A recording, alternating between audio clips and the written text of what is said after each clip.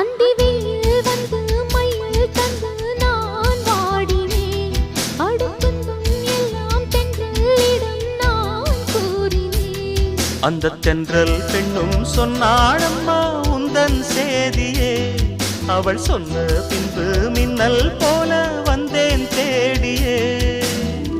என்னை நீ தொட்டவுடன் எங்கவோ பொன்னுதையா. முற்றுகை இட்டவுடன் சிற்றிடை தின்னுதையா.